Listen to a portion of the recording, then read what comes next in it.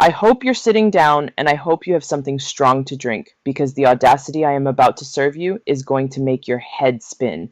Seriously, get comfortable because we are diving into the deep end of the delusion pool today. The hot hook. It was supposed to be a birthday party. A simple happy 10th birthday for my little brother. There were balloons, there was cake, there was barely contained chaos. The usual. And then he walked in. My father. The man who detonated our entire family life 2 years ago because he got a sudden case of nostalgia for his teenage years. He walked in with this look on his face like he was the Pope granting us an audience, expecting hugs, expecting forgiveness. He cornered me near the punch bowl, looked me dead in the eye, and told me that by refusing to play happy family with his mistress, I was punishing him for his happiness. Honey, I saw red. I didn't just see red. I saw the entire color spectrum of rage. The backstory. Let me tell you how we got to this absolute circus. I'm a 19-year-old guy just trying to get through college and help my mom pick up the pieces of her life. 2 years ago, my dad, let's call him Richard, dropped a nuclear bomb on our household. Out of nowhere, and I mean nowhere, he tells my mom, I want a divorce. Why? Was he unhappy? Was there abuse? No. It was because he reconnected with Brenda, his high school crush, on Facebook. Apparently, seeing Brenda's filtered profile picture brought back all the feelings he missed out on. He looked at my mom, his wife of 2 decades, and basically said, you were a placeholder. He admitted to our faces that he never really got over Brenda and always knew that if he ever had a shot with her, he'd take it. Can you imagine hearing that? Knowing that your entire childhood, your family vacations, your memories were just him biding his time until the one that got away became single again? So he left, he packed his bags, and moved in with Brenda faster than you can say midlife crisis.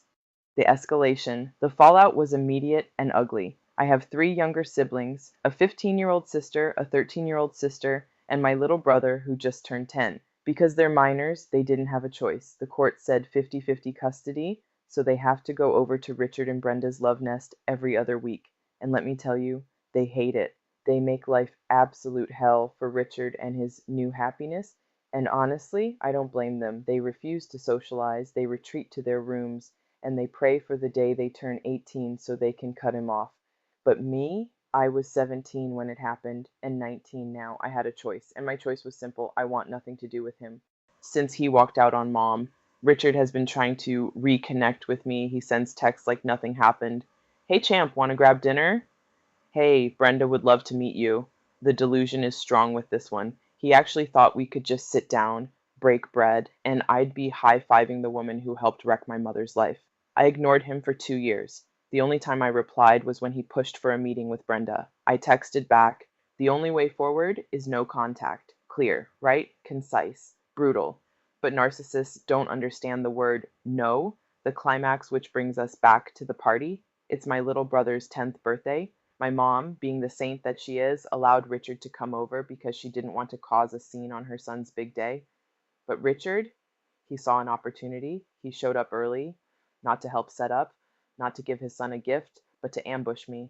I was in the kitchen organizing the sodas when he slid in. He didn't even ask how I was. He just launched into his rehearsed speech. He put on this sad puppy dog face and said, Son, I think it's time you stopped punishing me. You shouldn't be punishing me for doing something that makes me happy. My relationship with Brenda has no impact on you. I froze. I slowly put down a bottle of Coke, turned around, and looked at him. How do you figure that, Dad? You broke up our family? You cheated. He immediately put his hands up, defensive. I never cheated. I waited until I asked for a divorce to be with her physically. It's emotional cheating, I snapped. You admitted you were ready to leave Mom the second Brenda snapped her fingers. You were checking out of our family while still sleeping in Mom's bed. That is cheating. He shook his head, looking at me like I was the one who didn't understand how the world works. That has nothing to do with you. That was between me and your mother. You're acting like a child. It has everything to do with me. I raised my voice, not caring who heard. You disrupted my life. You destroyed my mom's self-esteem. You traumatized my siblings. Why on earth should I reward that behavior? Why would I want your kind of influence in my life? He tried to interrupt, but I was on a roll. I don't give a damn about your happiness, I told him, stepping closer. I don't care about Brenda, and if you think you're ever getting my seal of approval, or that I'm ever going to sit around a dinner table playing happy family with the woman you replaced my mother with, you are out of luck. You'd think he'd back down, right? You'd think he'd say, "Okay, I see you're hurt." No. Richard sighed, looking disappointed in me. "Your mindset is all wrong," he said condescendingly. "Having a relationship with me isn't a reward, it's good for you. And frankly, having Brenda in your life would be a blessing. She could be another supportive, compassionate woman for you. You and your siblings are missing out on a wonderful future stepmother because you're being stubborn." I laughed. I actually laughed out loud. Missing out? On what? Betrayal? He got angry then. "You're an a-hole for framing this in the worst possible light. You need to grow up and stop thinking about this as rewarding versus punishing." I could feel the vein in my forehead throbbing. I saw my little brother walk into the living room, looking for me. I knew if I stayed there one more second, I was going to say something that would ruin the party, so I just turned around and walked away. I left him standing there in the kitchen, stewing in his own entitlement. The fallout. Or if you're already shook, hit that like button, because I haven't even gotten to the internet's reaction yet. And honey, they did not hold back. I posted this online because for a split second his gaslighting worked. I thought, am I being too harsh? But the comments section restored my faith in humanity. One person wrote, "He actually said you're missing out by rejecting his girlfriend? How far did he have to twist himself to get that far up his own butt? What about your father missing out on his children because he can't think with anything but his junk?" Exactly. He thinks we are missing out on Brenda? Sir, we are mourning the father we thought we had. Another comment hit the nail on the head. So you aren't supposed to have any feelings about your life being rocked because he got horny for Barbara from gym class? The fact he has zero remorse for wasting your mom's life for 20 years shows exactly what kind of person he is. That's the part that stings the most. He wasted 20 years of my mom's life. He used her as a placeholder. And now he wants me to high-five him for it? Update 1. The Mooching Brother. But wait, we aren't done with toxic family members yet. Oh no. If you thought Richard was bad, let me introduce you to the mentally ill brother from hell. This next story comes from a guy, let's call him David, who learned the hard way that you cannot set yourself on fire to keep someone else warm. David is 34. He's got his life together. He owns a home in Los Angeles with his wife Elena, who is 26 and an aspiring actress. Life is good, or it was, until David's younger brother, Kyle, showed up. Kyle is 32 years old, 32, and he has never lived on his own. He lived with Daddy until he was 24, then mooched off a girlfriend, and then Daddy bought him a condo. What did Kyle do? He trashed the condo, destroyed it. Daddy finally had enough, sold the place, and retired. So 3 months ago, Kyle shows up at David's door begging for a place to stay. David, trying to be a good big brother, says, "Okay, you have 1 month, get a job, clean up after yourself." Spoiler alert, Kyle did neither. Elena, David's wife, is an actress. She treats her auditions like a full-time job. She's in classes, she's on Zoom calls, she's working hard. David pays the bills so she can chase this dream, and it's finally paying off. She just got a huge agent. But Kyle? Kyle sees Elena at home and decides she is his personal servant. He leaves his laundry on the floor. He leaves dishes in the sink. And when David confronts him, Kyle says, "Well, she's home all day. She's a housewife. Why can she cook for you but not for me?" "Excuse me?" "The entitlement," David told him. "She is not a housewife. She is working.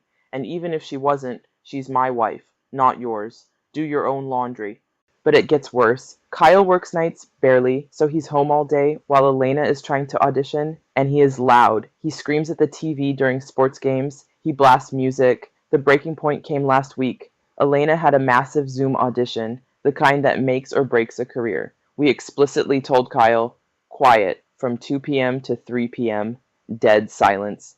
5 minutes into the audition, Kyle starts screaming at a football game. Not a little cheer. Full-on shrieking. Elena was mortified. It threw her off completely. When David got home, he found his wife crying in the bedroom. She was stressed, she was exhausted, and she felt unsafe in her own home because this man-child refused to respect her space. David marched out to the living room and told Kyle, "Get out, now." Kyle tried to pull the mental health card. His other brothers are calling David heartless, saying Kyle is struggling. But here's the tea. Kyle has been struggling since he was 16, but refuses therapy, refuses meds, and refuses to do anything but manipulate people. Make sure you're subscribed because the update I'm about to drop regarding this brother is going to make you scream. It turns out Kyle isn't just lazy, he's manipulative on a dangerous level. After David kicked him out, Kyle texted Elena, not David, but Elena, saying, "I'm going to drive off a cliff. Hope you're happy." He knew Elena was the soft target. He knew she would panic. But David was done. He found out that Kyle used to do this to his ex-girlfriend for years. Every time she tried to break up with him, he'd threaten to off himself. It's a control tactic. It's abuse.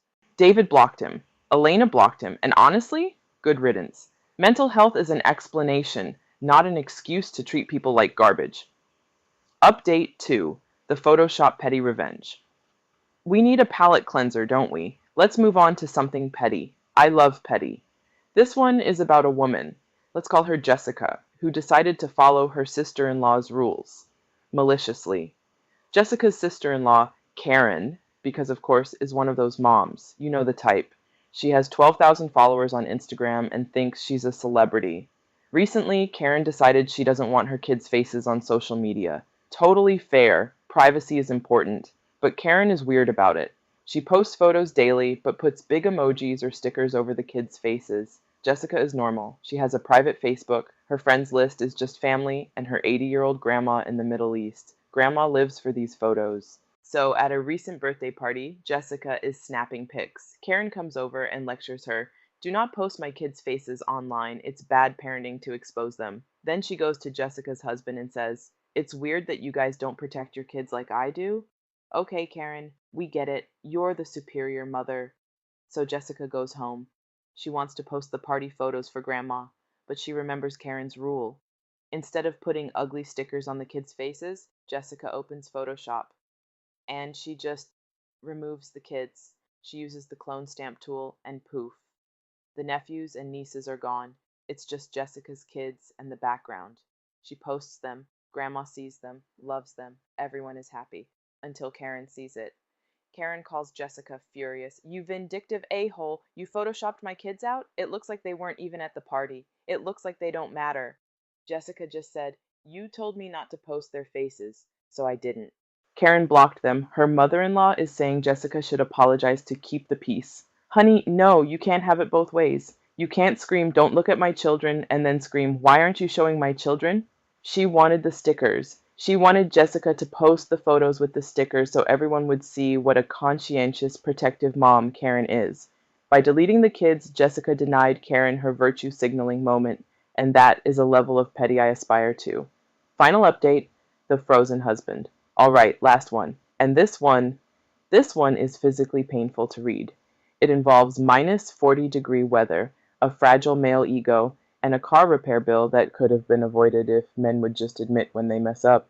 So we have a woman, Tiffany. Tiffany calls her best friend in a panic. It's the middle of an Arctic blast in a northern state. We're talking 40 degrees. Her husband, Brad, called her because his car wouldn't start. She drove to help him, tried to jump his car, and then her car died. Now they are both stranded at a gas station. The best friend, the OP, is a saint. She drives out into the freezing cold with jumper cables. She tries to jump both cars. Nothing. Her husband comes out with a heavy-duty battery pack. Nothing. Her brother-in-law, a mechanic, comes out with tools. They are out there for 3 hours. 3 hours. In 40 below zero.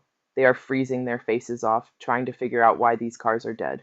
Finally, they give up. They call a tow truck, and while they are waiting, Brad, Tiffany's husband, finally clears his throat and says, "Actually, I'm pretty sure they won't start because I poured half a gallon of antifreeze into the gas tanks." Silence. I imagine the wind stopped blowing just to listen to the stupidity. He put antifreeze in the gas tank, and he knew it. He knew it the whole time. He watched his wife, her best friend, the husband, and the mechanic freeze for 3 hours trying to fix a battery issue, knowing full well he had poisoned the engine. Why? Why didn't he say anything? Because he didn't want to look stupid. The OP texted her husband and the mechanic immediately, and naturally, they were furious. They refused to come back out. Fair. Later at dinner, Tiffany gets mad at the OP for telling people. She says, "You made my husband look stupid. He feels emasculated." Honey, he is stupid. He put antifreeze in the gas tank, and worse, he valued his ego over the safety of 4 people in life-threatening weather. People die in that cold. frostbite sets in within minutes and he kept his mouth shut because he was embarrassed? That isn't just dumb, that's dangerous. That is a level of insecurity that needs professional help. If I were Tiffany, I wouldn't be worried about his ego, I'd be worried about his brain cells. The karma resolution. So, who is the biggest villain here? Is it the dad who wants a reward for cheating? The brother who threatens self-harm to avoid doing laundry? The sister-in-law who wants to be invisible but also the center of attention? Or the husband who almost froze his friends to death to save face? Let me know in the comments below. And seriously, if you have a family member like this, run. Just run. Don't forget to like, subscribe, and hit that bell so you don't miss the next time we expose the absolute worst people on the internet. Stay spicy, friends.